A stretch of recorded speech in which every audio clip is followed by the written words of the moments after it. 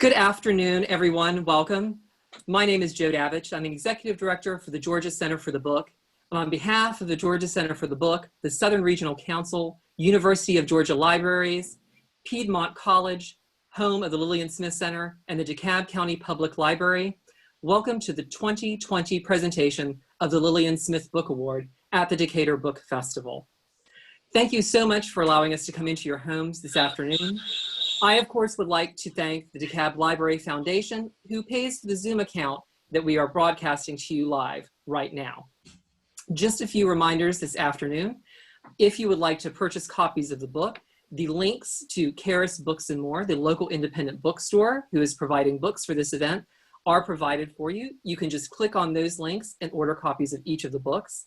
I'd also like to remind you that if you have questions for either of the recipients this afternoon, to go ahead and type your questions into the chat, and then once our presentation is done, I will of course read those questions and our panelists will present the answers to you.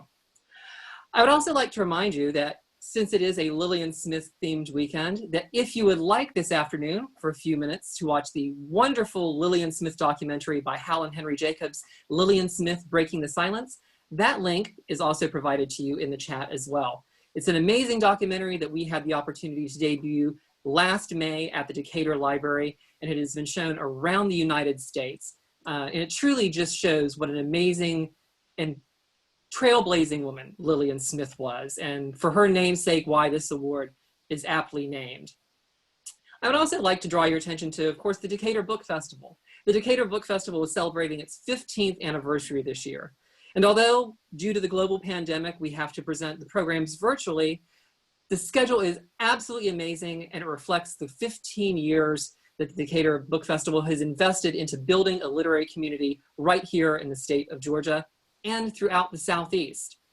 So if you go to their website, decaturbookfestival.com, you can find many of the programs there, such as programs by Tony Tipton Martin, Dr. David Satcher, the Surgeon General of the United States, Dave Edgars, former U.S. Poet Laureate Natasha Trethewey, and current Georgia Poet Laureate Chelsea Rathburn.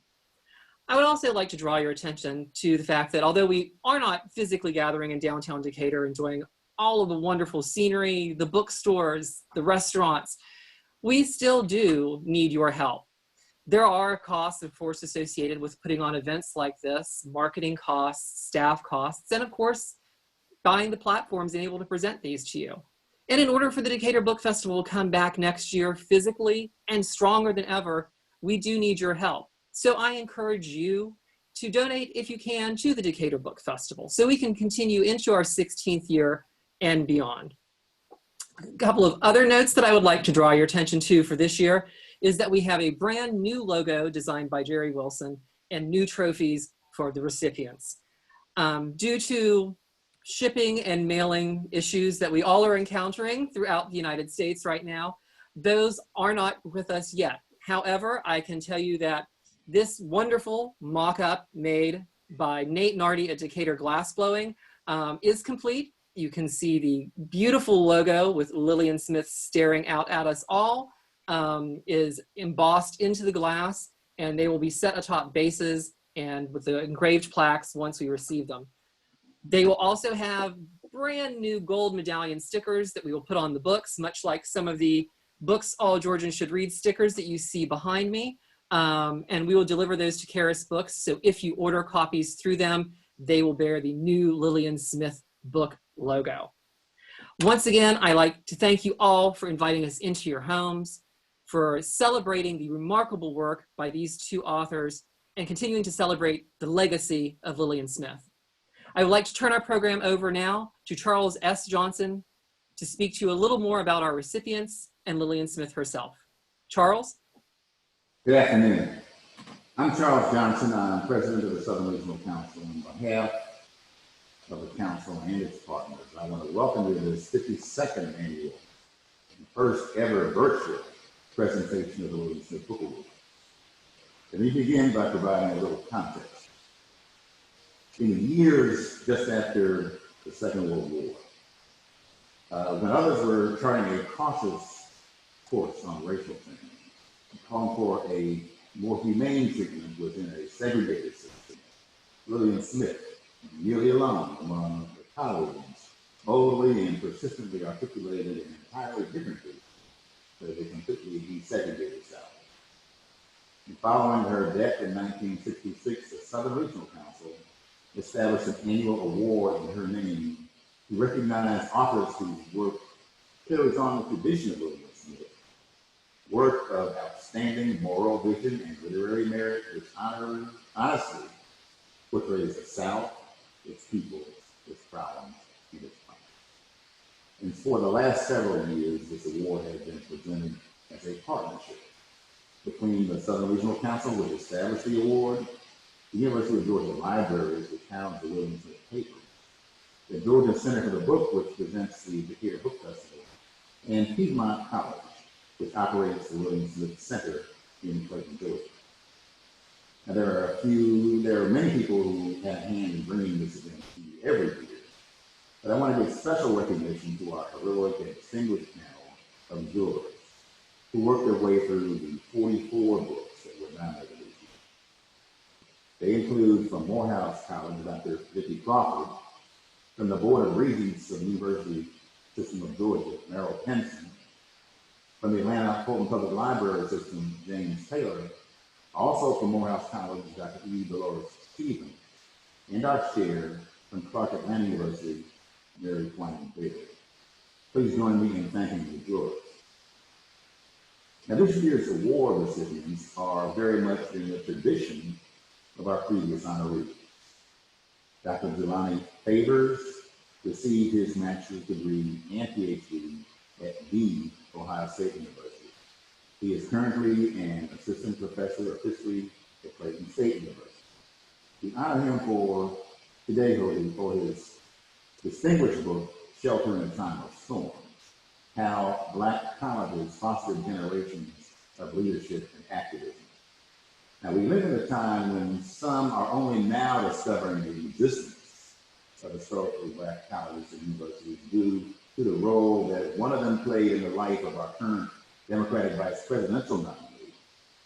But few know of the singular effectiveness which these institutions have achieved in producing scholars and leaders from some of the nation's most underrepresented communities.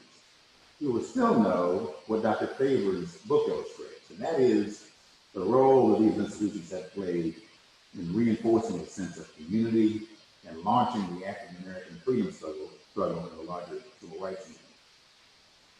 Dr. Brandon K. Winfrey received his undergraduate and master's degrees from North Carolina Central University and his doctorate from the University of North Carolina at Chapel Hill. He is currently an assistant professor of history at the University of Tennessee. We honor him today for his exceptional book, John Herbie Wheeler, Black Banking in the Economic Struggle for Civil Rights. This book tells another underrepresented story of how economic concerns shape the objectives of the Black freedom struggle, as illustrated by the life of one of the leading lights of one of the country's best-known Black Wall Streets. So you've heard enough from me. Let's hear from our honoree.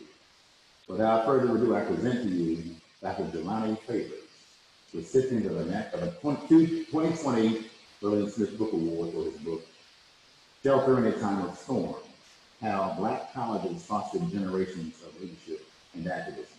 Dr. Favors. Good afternoon, everybody. This is very much an unprecedented situation, but I am extremely grateful to be here. As was mentioned earlier, like so many others, I am very much missing the Decatur Book Festival, but as we struggle with these unprecedented times, we have to make adjustments. And so I'm extremely happy to be here and overjoyed to be named a co-recipient of this year's 2020 Lillian Smith Book Award. I want to thank the University of Georgia Libraries, Southern Regional Council, Georgia Center for the Book, as well as Piedmont College. I also want to recognize the legacy of Lillian Smith. It's always great when people recognize your work or your contributions to the field. But it is even more significant when you can receive an award that bears the namesake of someone who was truly a freedom fighter, someone who was truly outspoken, and someone who stood in the gap when it was extremely unpopular to do, and to stand up for humanity, stand up for human rights, stand up for democracy and justice for all. So I'm extremely and deeply honored to be the recipient of this year's 2020 Lillian Smith Book Award. And thank you for having me. Like so many Black folks in this country, I am the product of a historically Black college and university, also known as an HBCU. These institutions have served as the cornerstones of the Black liberation movement, producing ministers, producing teachers, producing lawyers and doctors, but also producing activists, as well as professions of every kind. I myself, I am a proud graduate, as you heard, of actually, it wasn't mentioned that I was a graduate of North Carolina A&T State University, only the Ohio State University, but I began my intellectual roots at North Carolina A&T State University, where I graduated from there in 1997. But on February the 1st, 1960, 4 freshman students sat down at a Woolworth's counter in Greensboro, North Carolina, and in doing so, they launched the direct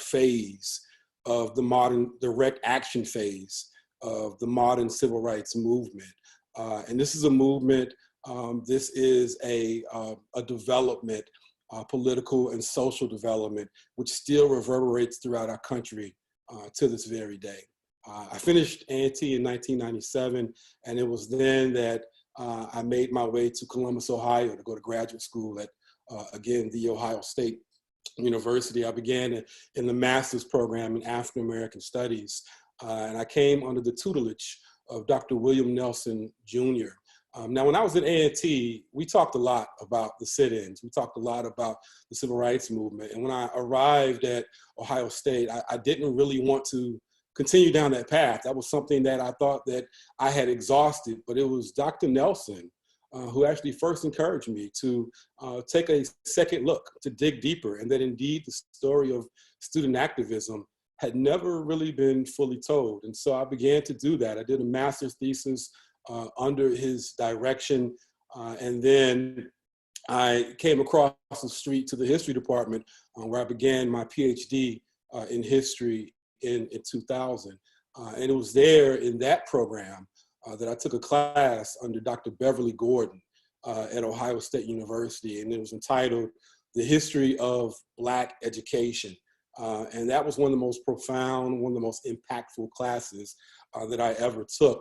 It was in that class that Dr. Gordon introduced us to scholars such as V.P. Franklin, scholars such as James Anderson, who wrote the incredibly classic and incredibly important book, The History of Blacks in Higher Education.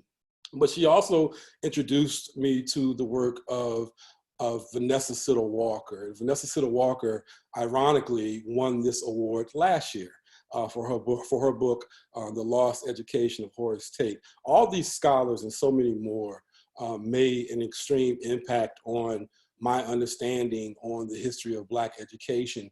But the holes and the voids that they were filling dealt with mostly the legacy and the role of Black teachers. And it led me to raise a question. Well, if these teachers are making such a profound impact and effect, how do we get these teachers? Who trained these teachers? And that was a story which I believe had not truly been filled. Enter one of the most important mentors in my life, Dr. Hassan Jeffries, who came to Ohio State around the same time that I was beginning my PhD program. And Dr. Jeffries served as an incredible mentor for me and encouraged me to take a much stronger look at the role of Black colleges and institutions. In fact, before I left to go to Mississippi to begin my research, comparative study of Tougaloo and Jackson State, it was Dr. Jeffries who told me that the historian's job is to get the reader to rethink what they thought they already knew, right? To rethink what you thought you already knew. And again, so many historians and scholars had attempted to tell the story of Black colleges through these same old lenses of classism and conservatism and paternalism and colorism. All these things certainly existed on Black college campuses, but none of those things answered the questions of how do we get someone like an Ella Baker? How do we get someone like a Stokely Carmichael? How do we get someone like Dr. Martin Luther King Jr. or Ruby Doris Smith or Diane Nash? How do we produce these type of activists? Because all of them, their roots are within historically Black colleges. And so I began to dig deeper, and I went down into Mississippi, and it was there that I immediately began to get the answer to my question. I came across in the Jackson State University newspaper of 1945, I came across the writings of a woman by the name of Oneza Mae Clark. And as I often joke with people, that's as Southern and as Mississippi as you're going to get right there, Oneza Mae Clark. But she offered this very profound and beautiful prayer for the class of 1945. And this is what she said in that prayer. She said, quote, "Grant us, O God, the ability as prospective teachers to inspire instead of to discourage, to give light where there is darkness, to help where it is needed, and to fight for justice for all." I'll say that again, to fight for justice for all. Unless, oh God, we're able to do these things, there will be so few leaders and great men and women of tomorrow that the progress of our race will be impeded. Today we launch, oh God, teach us how to sail and where to anchor. That was in 1945. I continued to pour through the student newspapers of Jackson State University and Tougaloo College, and I continued to receive an abundance of evidence pointing to the politicization and even radicalization of Black youth during this era. And again, this is a story which really had not been told. I came across the words of Johnny Edwards, who again offered a conclusion for me in terms of really sealing the fact that these institutions were planting seeds of activism and agency amongst these youth. Johnny Edwards said this in 1949 as a graduate of Jackson State University. He says, "We are moving forward to serve humanity, and we have been thoroughly oriented in how to solve our own problems. For our teacher training has been directed towards social ends, that is, toward the perpetuation, progress, and welfare of all men. We realize that the educational objectives that we now possess should become consciously integrated with all social organization to the end that the educational objectives may determine the direction of social change, whereby all men would reap the benefits of our democratic society." Direction of social change, reaping the benefits of a democratic society. This is what students and young people who attended these institutions were saying in the 1940s in the belly of the beast, Mississippi, right? In the sweltering, oppressive environment of Mississippi.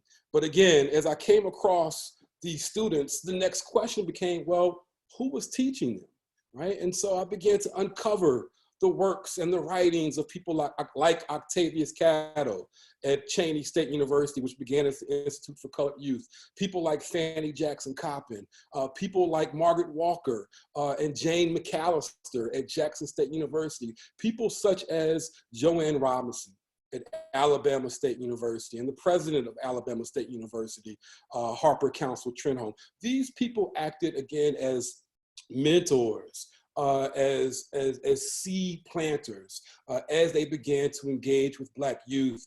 And they promoted what I refer to in my work as the second curriculum, which is a curriculum which is not like math or Latin or Greek or biology, but this was a curriculum deeply rooted in what I refer to as racial consciousness, idealism, and cultural nationalism. These were the three things that I continue to see over and over again continue to blossom on these institutions. And it was, again, Dr. Hassan Jeffries who strongly encouraged me when I finished my PhD in 2006 to try to take on this extremely long, ambitious project of telling a broader story of the legacy and the role of historically Black colleges and universities. So I added to that study, not 2, not 3, but 7 institutions to try to fill in that gap. When I was a student at North Carolina A&T as an undergraduate, we had a conference in the history department known as Missing Pages. And that's exactly what I tried to do with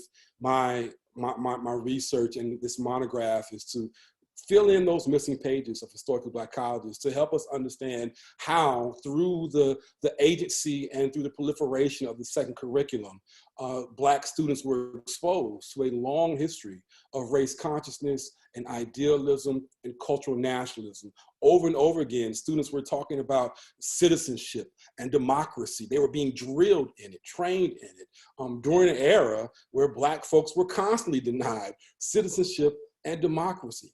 And so these were the intellectual roots, the seeds of my book. And again, I began this project. I received tremendous support from Duke University, who invested in this project not once, but twice with a fellowship to help me bring it to its fruition.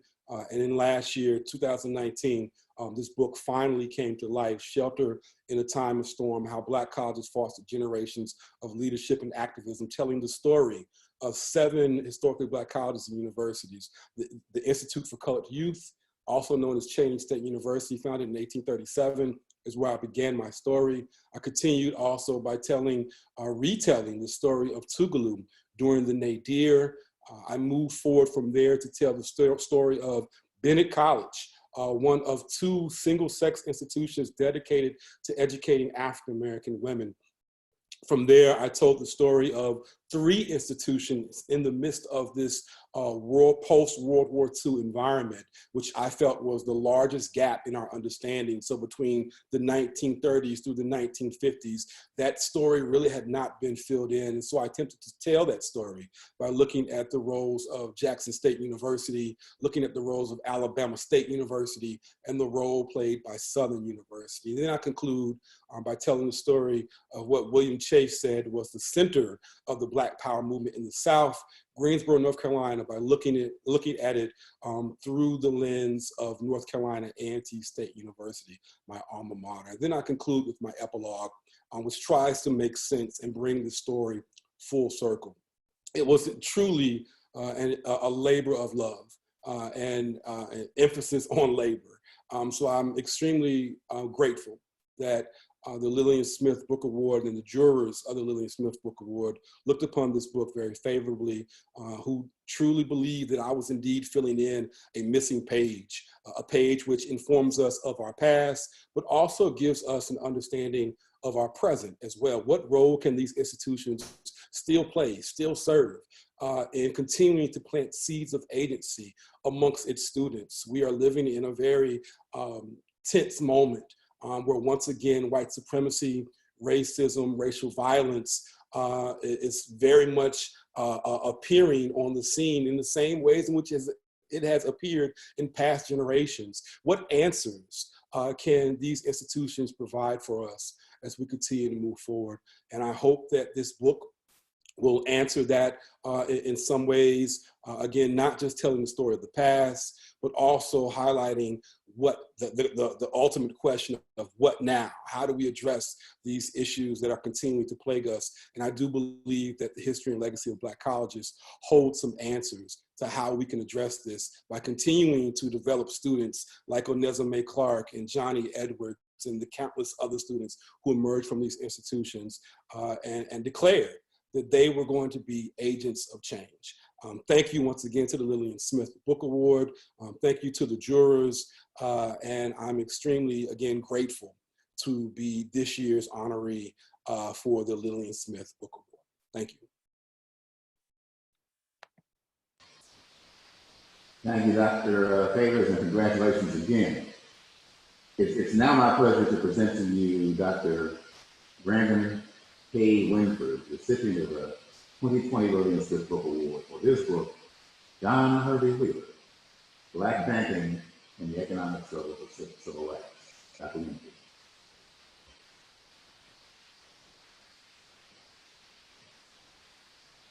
Thank you, Mr. Johnson. what Dr. Favor said. Such profound and inspirational words. Good afternoon to you all. Thank you so much for that kind introduction, Mr. Johnson. And I definitely appreciate you all for taking time out of your Sunday to be here today. Let me just begin by giving thanks. Thank you first to God for continuing to bless me and guide me on this journey, for continuing to grant me boldness, determination, courage, and vision in my life. In the book's acknowledgement section, I tried as best I could to show my appreciation to everyone that had a hand in helping me figure out what this book was about. But let me just sort of thank a few people. Thank you first to the entire team at the University Press of Kentucky, especially acquisitions editor Ann Dean Dotson, who was acquisitions editor at the time, who made publishing my first book such a wonderful experience all around. The press was always transparent and responsive to all of my questions and concerns individually. The Civil Rights and Struggle for Black Equality in the 20th Century series, edited by Cynthia Griggs Fleming, Stephen F. Lawson, and Dr. Favors' mentor, Hassan Kwame Jeffrey. So you can see all the connections that historians have with one another, right? And the support that we all get from one another. That series has been an excellent series in terms of helping to shape the field of African-American history. Also, thank you to my family, friends, and colleagues for your support and encouragement. I would especially like to thank my wife, Ebony Winford, who, even going back to my dissertation and drafts of the book, also has a PhD in psychology, gave me really good feedback from copy editing and just sort of lighting a fire under me when I was lagging a little bit in terms of getting the work done. Thank you also, finally, to the award selection committee and the sponsors of the Lillian E. Smith Book Award. And these include the University of Georgia Libraries, the Southern Regional Council, the Georgia Center for the Book, and the DeKalb Public Library at Piedmont and Piedmont College. Let me say that at the University of Tennessee, I have established or I've co-founded the Fleming Morrow Endowment in African American History, named in honor of two pioneer historians, Cynthia Griggs Fleming, who is a professor emerita at the University of Tennessee, and Dr. John H. Morrow Jr., who is actually a professor at the University of Georgia. We're always looking for support to continue the work of African American history. Like Dr. Favors noted, historically Black colleges are vitally important. I graduated from North Carolina Central University, which in North Carolina is a rival to A&T State University, but I'm honored to receive this award alongside Professor Favors. And let me read, just to give you a sense of how important these institutions are. I want to read a little bit from my acknowledgement section, where I thank some of my mentors at North Carolina Central University. The journey into the historical profession began at my alma mater, North Carolina Central University in Durham, North Carolina. These professors and mentors are a part of my extended Eagle family because they taught me to soar and always demonstrated a genuine concern to their students. Thanks to Carlton Wilson, Dr. Jerry Gershenhorn, or Doctors Carlton Wilson, Jerry Gershenhorn, Freddie Parker, Jim Harper, Lydia Lindsay, Percy Murray, Henry Louis Suggs, Bayina Muhammad, and the late Ronaldo Lawson. The late Sylvia M. Jacobs introduced her students to the Association for the Study of African American Life and History, and I am forever grateful to her for doing so. And I share this alongside a great group of other colleagues and friends trained at the sloping hills, the verdant green. This is a special honor, given that this award was established by the Southern Regional Council in 1966 following Smith's death. The Southern Regional Council is an organization that I spent a lot of time researching and learning about, because it was one of the organizations among many that John Herbie Wheeler worked so closely with since its founding in 1944. His involvement in that organization began with him serving as vice president, as a member of his executive board, chairman of the executive board, and at the same time held an executive position with the North Carolina's affiliate SRC organization, the North Carolina Council on Human Relations. And in 1963, over the course of several months, a 3-person committee recommended John Wheeler for election at the annual conference to become the next president of the Southern Regional Council to replace outgoing President James McBride Dabbs. The annual conference was planned for the week of November 22nd, 1963, and actually had to be postponed after the assassination of President John F. Kennedy. So John Herbert Wheeler began his tenure as Southern Regional Council president in January 1964. He served until 1969 and was in fact president of the organization in 1966 when this book award was established. A long list of Black leaders led in the Southern Regional Council's inception, from organizing meetings in Durham, North Carolina, October 20th, 1942, to Atlanta, Georgia, and Richmond, Virginia in 1944. In the Southern Regional Council's transition from the Commission on Interracial Cooperation. Around the same time that the Southern Regional Council began, it did not take a public stance against segregation. It was folk like Lillian Smith, among others, who were very vocal. In the words of the Southern Regional Council's first executive director, Guy Benton Johnson, in a 1968 account of the organization's history, quote, "Our good friend Lillian Smith signed in with supporting statement in favor of taking a public stance against segregation, indicating that she would hold aloof from the Southern Regional Council until it came clean on the issue of segregation." And it wasn't until 1951 that the Southern Regional Council released a public statement titled "The South of the Future," where the organization denounced segregation.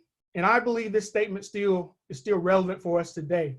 It says, quote, "The South of the future is a South freed of stultifying inheritances from the past. It is a South where the measure of a man will be his ability, not his race, where a common citizenship will work in democratic understanding for the common good, where all who labor will be rewarded in proportion to their skill and achievement, where all can feel confident of a personal safety and equality before the law, where there will exist no double standard in housing, health, education, and other public services." Through the Southern Regional Council, John Herbert Wheeler mentored people like Vernon E. Jordan Jr., the second director of the Voter Education Project, who thankfully was one of the individuals who wrote a blurb of the book, John Herbert Wheeler, Black Banking and the Economic Struggle for Civil Rights, alongside Drs. Charles W. McKinney Jr. and Jerry Gershonhorn. Jordan said of John Wheeler, quote, or he said that John Wheeler, quote, "like the Southern Regional Council, because it was an organization based in research, and the research that it did, it dispensed throughout the South, and it helped people think about the issues in ways that they had not thought about the issues before. If one were going to be an advocate," Jordan continued, "you had to have information, and your information had to be accurate and right. And this advocacy by the council and his research had impact. In the last decade of his life, John Wheeler counseled that, quote, the best tactics are to work through the courts, become involved in politics, and use organized pressure.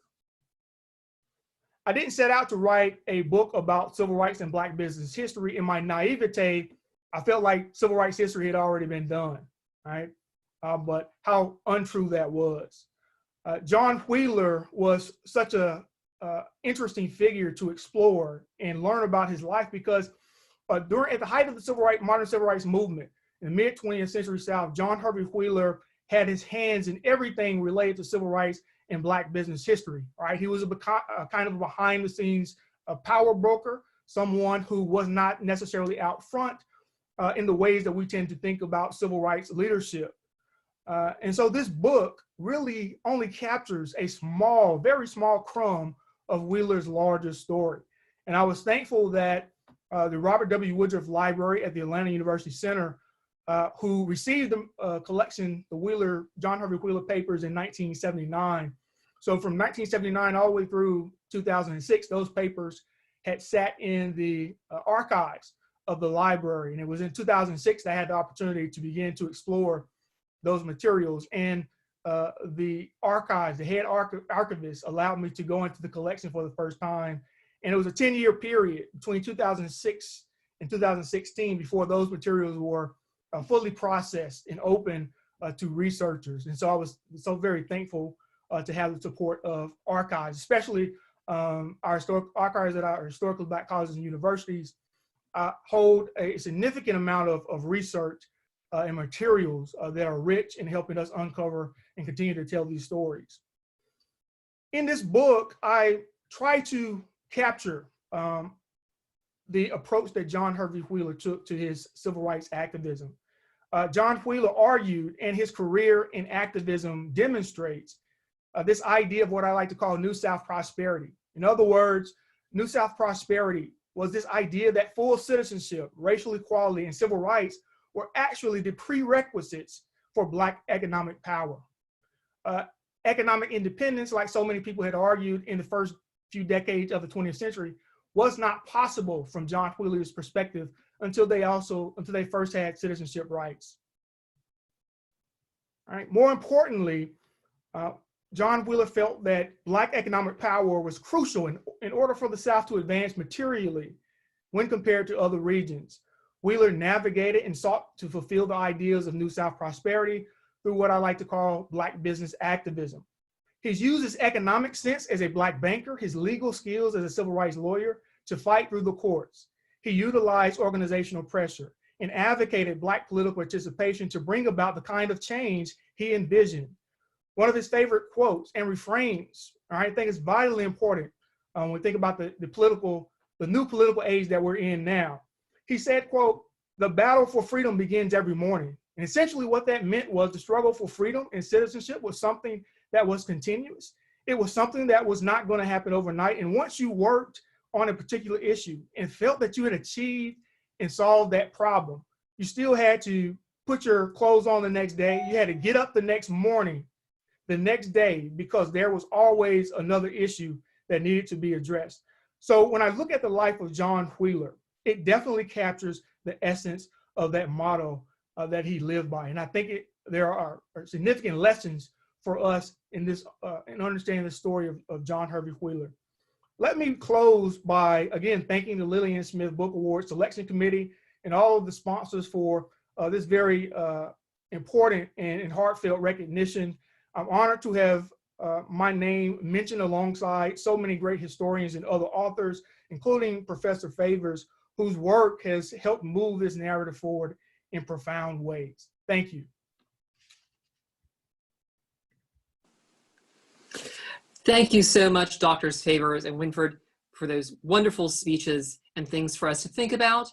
Once again, if you would like to ask a question, please feel free to go ahead and type it into the chat, and I will go ahead and read it and let our panelists answer.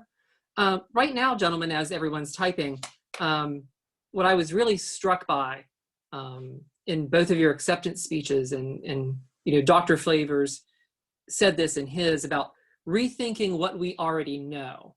And I think because of the Lillian Smith Award and how important it is, and of course in the current times we're living in, the Black Lives Matter movement, you know, we as students, when we were in high school and then in college, were sometimes given such a very capsule, almost bullet-pointed history of African-American history, of Black history.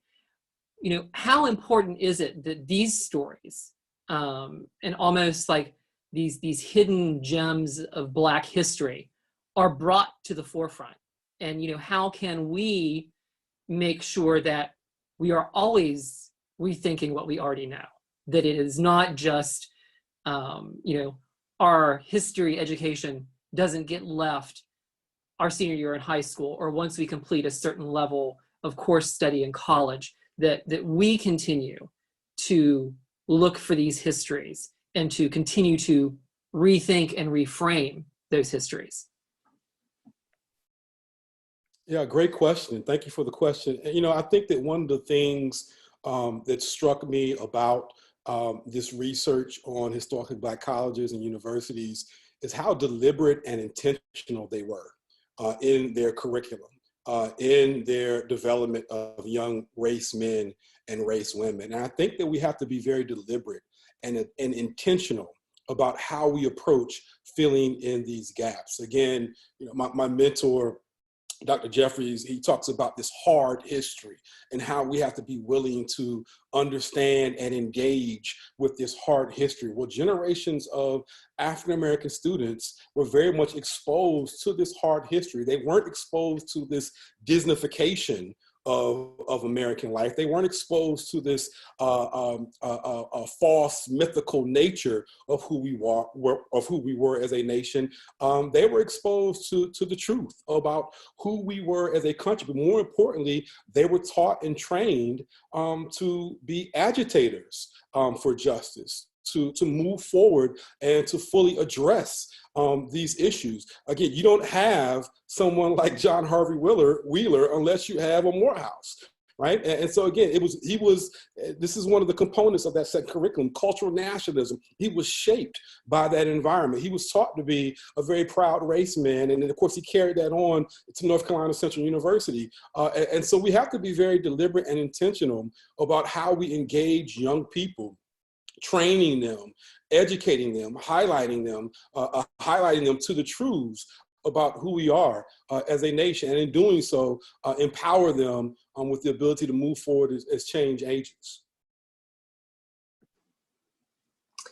Excellent. Thank you so very much. And of course, the question was for our other panelists, just to restate, it was about Dr. Favors mentioning rethinking what we already knew and how important it is to continually search African American history, Black history, and for the next generation and for ourselves to really rethink and reframe that history. If I may, real quickly, I often think of history, and when I'm beginning to teach history in a particular course, one of the first things I do with students is to have them think about history in terms of it being a puzzle. In other words, when we open up the puzzle, the box, there are all these pieces, thousands of pieces, but there is a cover image that we're supposed to fit all these pieces in. And so what I like to think of history is, in terms of what we know coming into it, is we have this idea of the cover images of history, right? This is what we know about history. And what my job is to break down that puzzle and get students to think about how those pieces fit together, think about the different versions of, in terms of the historical context, and then beginning to question, interrogate, and think about how do all of these pieces actually fit in order to come together to fit this broader cover image of history. And once we're done sort of peeling back those layers and bringing the puzzle together, students should have some new revelations, some understanding of what they knew and what they thought about history, and then bringing into that understanding what they've learned anew. And I think that's the power and transformative impact that history can actually have. Excellent. Thank you so very much. So we do have a few questions in the chat. So I will go ahead and read those to you. Merrill writes to Dr. Favors, how many students are attending non-HBCU colleges? Without that kind of mentorship and curriculum you describe at HBCUs, how will we get the civil rights leaders of the future? Are there lessons your research has for all of higher education? Yeah, well, certainly there's a ton of folks who the majority of Black students in this country now no longer attend historically Black colleges and universities.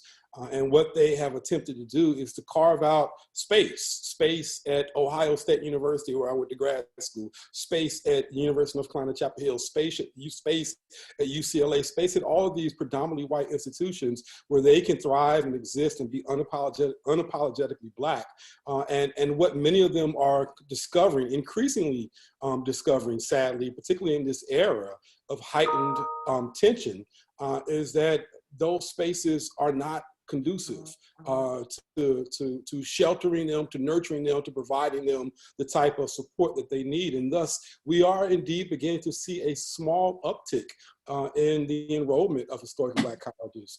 So I do think that predominantly white institutions, they are challenged, and they should be challenged to, one, address their own racist histories as institutions, and understand the fact that Black colleges and predominantly white institutions do not have the same origin story. They do not have the same path in terms of their curriculum. These are very distinct spaces. And I think that's important to acknowledge and to understand that the academy has played a critical role in producing racism and white supremacist ideas within American society and pushing those ideas forward. And the moment that the academy is ready to have a serious conversation and reckoning with their role in producing racist ideas in America and racist policy in America. I think the better it will be for those students who attend those type of institutions, both Black, white, Asian, Hispanic, and otherwise. So you have to, as I said before, you have to be very deliberate and intentional about the space that you are carving out. Now, this is not suggesting that, and I say this in my work, in my research, certainly HBCUs were not some sort of perfect space, utopian space where, again, the freedom dreams of Black folks could run, not being exposed to classism and colorism and conservatism and all these other things. But what we do know is that out of these institutions sprung a social movement. And that movement was powered by the humanities. It was powered by, again, a relationship that was shared between administrators and faculty and staff who laid their hands on these previous generations and molded them and shaped them. So again, that too has to be deliberate. That mentoring, partnering relationship has to be deliberate in an effort to create the future, right? Again, what Onezime Clark said, that if I don't do it, right, praying, making that prayer, right? That, hey, if we don't do it, how are we going to get men and women of the future who can go forward and move not just the race forward in terms of African Americans, but move our country forward into a more inclusive, tolerant, just-filled world. And so I think that this is the question for all institutions of higher learning. And again, we understand that white supremacy is systemic, and it filters through almost every institution in America, our banking systems, our health systems, our school systems. And so we have to understand and root that out in a very deliberate way, but more importantly, train young people to highlight that, to look for that, and to be agents of change. Excellent. Thank you, Professor Favors. And now we have one for Dr. Winford. Everyone is being asked to vote, as well they must, in the next election, but that's just one action. What specific advice do you think John Hervey Wheeler would provide to today's young activists, given the wealth of challenges Black Americans continue to have? I think that's a really powerful question. And let me just reiterate that I encourage all of you, please go out to vote. Please vote. This is one of the most important presidential elections for sure. And we're in a new sort of political age, right? We understand the connections to history and the ways in which African Americans in particular have had to fight up against these new political ages, whether we're talking about the late 19th, early 20th century with desegregation, or we're talking about segregation, laws to bring about segregation and to disfranchise African Americans. African Americans still, up against those challenges, fought and challenged and resisted in all kinds of ways. And if they were, once they were sort of moved out of traditional political participation, they found other ways to be politically active. And so the vote is just one aspect of that. And John Hervey Wheeler, if no one else's life in activism really represents that, he was a chairman of the civil rights organization called the Durham Committee on Negro Affairs. It held a voting block in Durham, North Carolina, and yielded a significant political power in North Carolina when it came to the vote. He was also involved on the local, state, and national level in civic and local leadership, right? So once voting happens, right, there are all kinds of ways in which John Wheeler, I believe, would have encouraged young activists to participate and find their passions and things that they're really sort of passionate about, and find ways to fight those issues in whether you're working through organizations, whether you're a lawyer and working through the legal realm, whether you're an activist. There are all kinds of ways and organizations that are already out there that are doing the work that most of us are interested in, right? And so we look at the example of John Wheeler. He was the president of one of the largest Black-owned banks in the United States. He was a civil rights lawyer, and he was involved in organizations like the Southern Regional Council. And so he understood that in order to sort of reach these sort of greater goals and objectives, you had to vote, yes, but you also had to find and identify other organizations and institutions and ways to sort of work within those entities, because those were the pathways to which issues were going to be addressed. In particular, John Wheeler was very interested and involved in working toward public policy.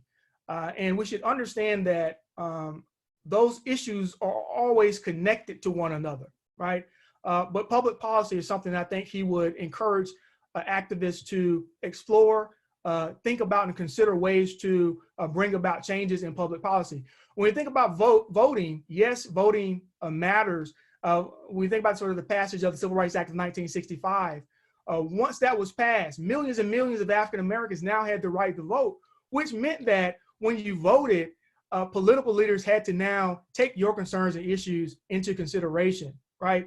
And then we get the significant and widespread election of Black office holders. So voting matters within that context, but there are also all kinds of ways in which once you vote, you have to move forward. And I think he would encourage African Americans, young activists in particular, to get involved politically, to use things like organized pressure, right? And also, John Wheeler, although he was a part of a sort of traditional Black leadership, and so they did things within a very specific framework, he also had to and was forced to embrace student activists during the 1960s. And so I think it's also important for young activists to bring to the table their new and innovative ideas and challenge their elders to seek new ways. Right, and so those are some of the things that I think he would say. He would also encourage folks to get their education. Education was a pathway to economic power, to citizenship, in fullest extent of democracy. Thank you so very much. So I'm going to combine a couple of the questions that came through into sort of one larger question about HBCUs, and these come from D. Mabens, Nita, and Vicky. And of course, in this combined question, they ask about the struggle to save Morris Brown, what you both see as the future of HBCUs in the 21st century, and wouldn't they, the HBCUs, have trouble teaching critical race theory or the 1690 Project as predominantly white institutions already have teaching those subjects? And would either of your careers and their trajectory be different had you not attended an HBCU?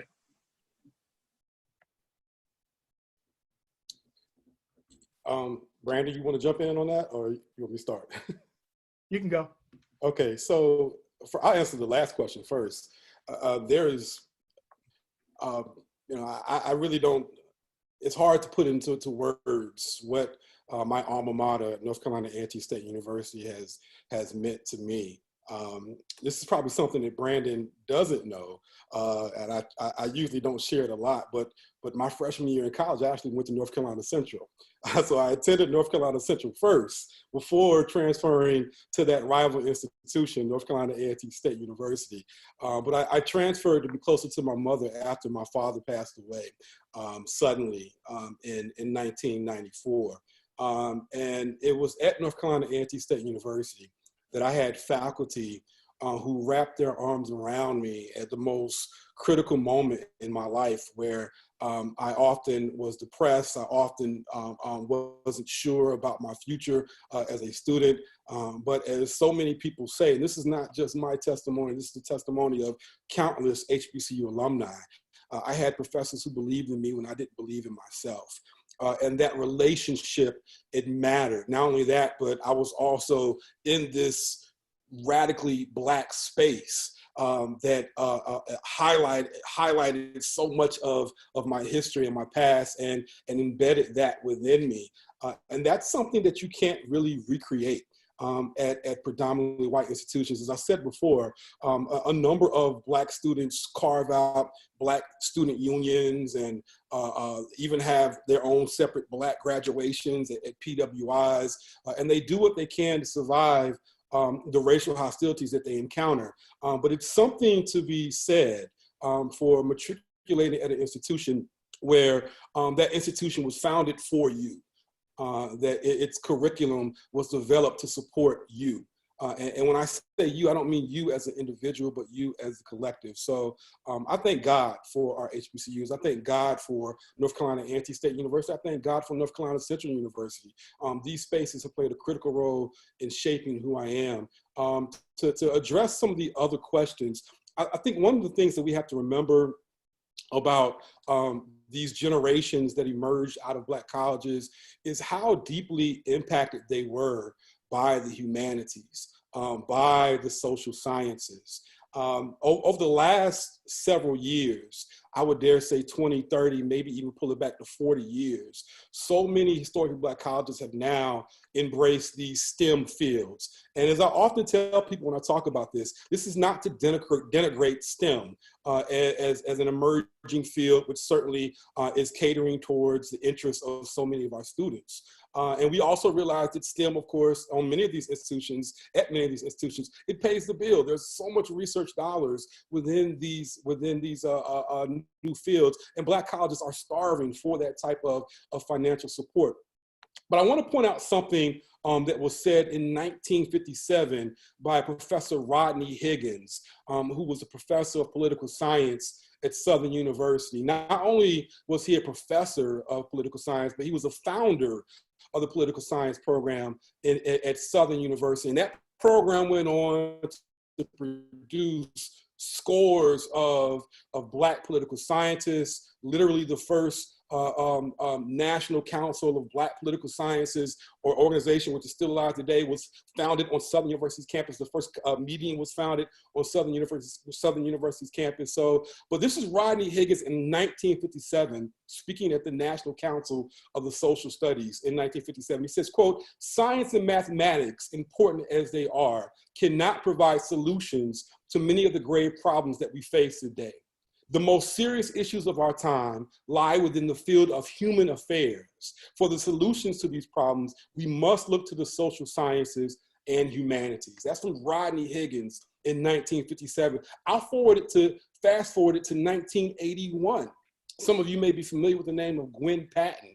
Gwen Patton, of course, was a very famous civil rights activist who came out of Tuskegee in the 1960s, but she was interviewed in 1981 about her experiences at Tuskegee and how that space nurtured and shaped her. This is what she had to say in an interview. She said, quote, she said, "We read at Tuskegee, we read passages of Alexis de Tocqueville in history and political science classes. They read Gunnar Myrdal in sociology class. They discussed Nietzsche, Aristotle, Hegel in philosophy classes. They studied the Black giants in compulsory Negro history class. Many students read Facing Mount Kenya by Nkrumah and Basil Davidson and supplements to the Negro history class. They analyzed essays of Ruskin and Macaulay and Tom Paine in literature classes. They discussed the matters of the day, the Vietnam War, the draft with their colleagues. H. Rap Brown, Stokely Carmichael, Medgar Evers, Fannie Lou Hamer, Malcolm X.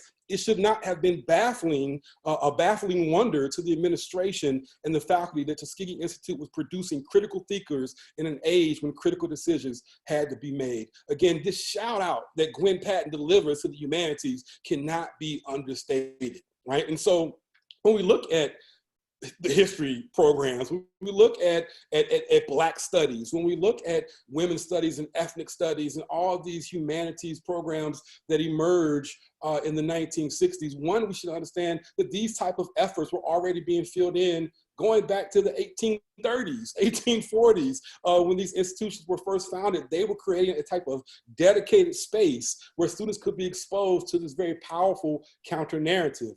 Bring this up to 2020, and again, STEM, as important as it is, how does it equip our students with the tools that are necessary to critique white supremacy, to deconstruct white supremacy, and to build in its place a more just and equitable society? And I think that it's really difficult for those disciplines to fill that in. Therefore, we need Black colleges to continue to support, to continue to finance, and and bolster the humanities and social sciences at historically Black colleges, so we don't lose that legacy of activism, so we don't lose that legacy of agency. As I often say when I speak on this subject, talking about the legacy of Black colleges, the most important contributions they have ever made has been to serve as a catalyst for social and political and economic change within Black America. And I think it's important that HBCUs remember that. I think that it's important that HBCUs continue to build upon that for the future. Because again, if we don't, then what does that say about the future of Black activism emerging out of these institutions? I have just 3 points to add to that, if I can. First, as Professor Favors noted, while the majority of African Americans attending colleges today are attending historically white colleges and universities, the large majority of African Americans who are going on to professional and graduate schools are coming still from historically Black colleges and universities. So I think that's something that's important for us to sort of recognize in this conversation. When it comes to schools like Morris Brown and in Knoxville College and others, when we hear this news, this national news about these schools struggling financially, understand that when we get this news, a lot of times can be too little too late. And so it's incumbent upon us to invest and to support historically Black colleges and universities. I myself give monthly to my alma mater, but also give to Bennett College and other institutions. And I think it's just a part of my responsibility to give back to historically Black colleges, especially given I know the impact that a school like North Carolina Central has made on me, a school like A&T has made on other family members and relatives, Winston-Salem State, and the list goes on and on, Johnson C. Smith University. I think it's also important, finally, in this conversation, for us to recognize the historic failures of the state and federal governments in its support of historically Black colleges and universities. We have all these conversations or hear people say how much they're doing for historically Black colleges today, but we have to reckon with the historic failures of being underfunded for decades and decades. We have to address, in a reparative sense, of these decades of underfunding of historically Black colleges and universities on the one hand, and then we can sort of pick up where we are and move them forward. But we have to deal with the intentional intentional ways that these schools have been really stymied, right, in terms of the funding. So those are a few things that I wanted to add to what Jelani just said.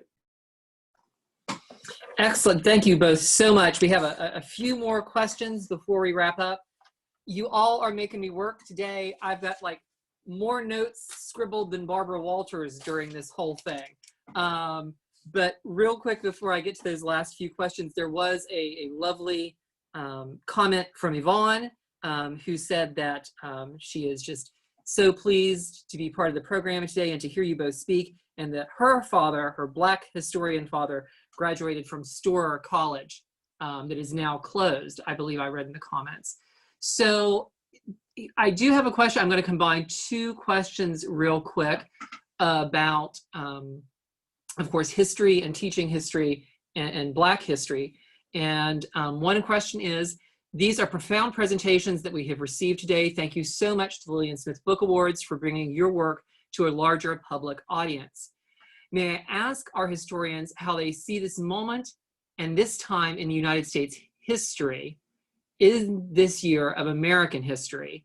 And James furthers that question by saying, should we not seek to understand Black history as it fits in with and combines with America's overall history in order to help shape that history as we move forward?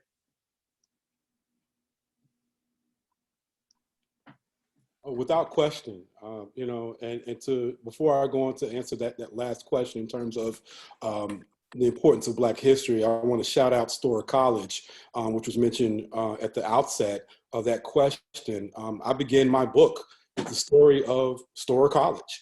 Storer College, you know, the title of this book is Shelter in a Time of Storm, and Storer College became the only place in America where the NAACP could hold its very first meeting on American soil. So that itself shows the importance of these institutions, Black institutions matter. And Storer College, at that very critical juncture, in the early 20th century, it mattered to have that type of space. So again, gratitude, extreme gratitude for that question and pointing out your father's alma mater, Storer College, which sadly is no longer with us, which again, I think is should serve as a reminder of the critical importance of financially supporting these institutions, but also as Brandon mentioned, also seeking reparations in the sense of saying, look, pay us what you owe us. The federal government, state government has deliberately underfunded these institutions for years. To that last question, without question, Black history and understanding our sense of self is so vitally important. This is one of the reasons why that one of the first and most important components of what I argue in my book is the second curriculum, race consciousness. Again, that was something which permeated throughout the Black college space for years, and I would argue still does. Again, students deliberately attend these institutions because they want a strong sense of themselves. And that's not just something that they get from the classes and courses that they take, but iron sharpens iron. And many of these students are impacted by the relationships and conversations they have with one another. The countless information, we live in this information age, and so many of them are sharing that information with their fellow students via social media and other posts that they might make. So, but incorporating and embracing and ingesting all of that while living and socializing and going through this maturation process while being encapsulated by a Black college, it makes a very profound impact. So on Black studies, Black history, the teaching and administering of those lessons that you learn from those subjects have never been more important. I think it was extremely sad to see this morning when I woke up the story that President Trump has now gutted any type of race training within the federal government. Again, these are the type of battles that we are currently encountering. And so again, we need students being produced from these institutions who can counter those type of messages, who are trained, who are equipped with the intellectual tools to take on these type of detractors, and dare I say these type of enemies, because there are indeed a number of people who believe that, again, the mythology of who we are as a country is the true narrative. And I think it's dangerous, and I think it's important that students understand the real lessons of the past. And Black colleges have often played a critical role in being a space where those lessons can indeed be administered. I'll just add to that question.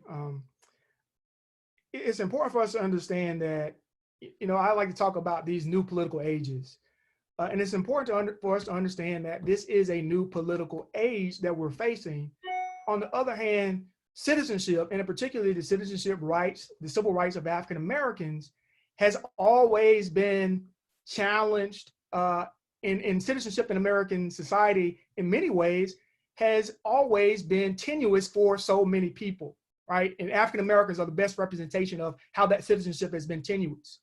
And it's also important for us to understand the relationship between how Black citizenship and efforts to suppress Black citizenship has always been under the guise of white supremacy and capitalism. So just beyond African American citizenship, we have to understand those historic relationships and understand that while for us, this seems as if it's the worst moment in American history, I assure you that it is not. But we have to sort of look to history to understand the strategies that have been used and understand that folks who have been marginalized in American society have always resisted, have always challenged, and have always asserted their humanity and their rights to be a part of this society. And I think that's important for us to understand in this moment. As much as and even myself, as much as I've had my moments where I've just been discouraged by the moment, I also have to be encouraged by the narratives of history, right? The understanding of how a people have continuously represented and stood for the possibilities of what American democracy should be. And that's something for us to sort of take with us. I think it's also important, the question about African-American history being studied within the context of American history. If you're teaching and studying American history and African-American history isn't a significant aspect of that, you're doing it wrong. And I would argue that you can teach African-American history, or let me just say this, African-American history is American history first. But those of us who've taught African-American history have always taught it as American history. Many folks who've taught American history have not always taught American history with the narratives and stories and understandings of African-American history. So in many ways, folks who have been sort of teaching African-American history have always done that. That's never been a question for us. And so as scholars, as historians, it's our job to make sure that we help people understand that African-American history is as much a part of, you should have the same kind of strong feelings about African-American history as you do the sort of this larger narrative, right? Because it's your history too. African-American history is all of our histories. And so I just want to sort of make those particular points. I think it's important for us to understand Black citizenship and the challenges that African-Americans have always faced in these new political moments. Wow, thank you, gentlemen, so very much. We've literally been taken to church, and I'm going to get 3 credit hours out of this talk today, but absolutely amazing. And you know, Professor Favors, iron sharpens iron. That needs to be on t-shirts, just and worn every place possible. So one final question for you all before we wrap up. And Kat would like to know, what are you working on now and what comes next for the both of you?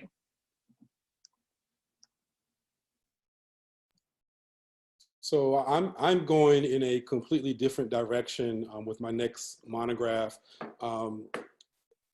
To a certain extent, I'm no longer looking simply at institutions, but I'm actually using an 1898 lynching case. Frazier Baker from Lake City, South Carolina.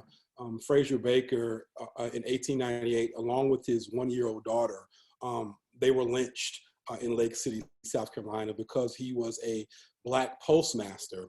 And the white citizens of that town did not want to receive their mail from a Black man, but they saw him increasingly as a threat. And so I'm looking at whiteness and how whiteness has often reacted in a very violent, hostile way when it feels as though it was threatened. And using the Frazier Baker case as an example. Frazier Baker, because he was a Black postmaster, this actually produced a federal case, which was extremely rare in 1898 for the federal government to step in and to have a case dealing with lynching. But it became an international affair. It became a catalyst for the early civil rights movement. To date, there has not been a book-length study on the impacts of this case.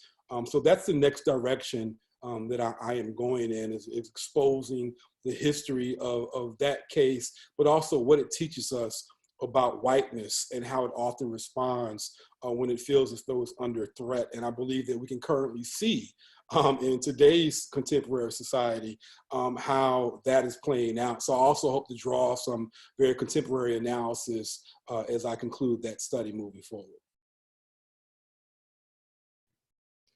So some of what I hope gets done along the lines of history is I do believe that more recently historians like Evan Falkenberry have written about the Bird Education Project, which was under the leadership of the Southern Regional Council. I do think there needs to be a comprehensive and book-length project specifically on the Southern Regional Council, in particular the role of African-American leaders within the organization. So at some point, maybe I'll take on a history of the Southern Regional Council. I do have ideas for that. But my current book project stems from my first book on John Wheeler, the banker. So this next project is a comprehensive is provisionally titled A History of African American, a History of Black Banking since 1865. And so with that project, I hope to provide a fuller narrative and a fuller comprehensive history of Black banking in the American South, using bankers like John Herbert Wheeler and banks like the Mechanics and Farmers Bank in Durham to really sort of tell this broader story. Oftentimes when we talk about Black banking, we oftentimes talk about it in terms of, yes, they had success, but these institutions did not, many of them did not survive. And with the coming of integration, we pivot to a different kind of narrative when we think of sort of the larger marketplace.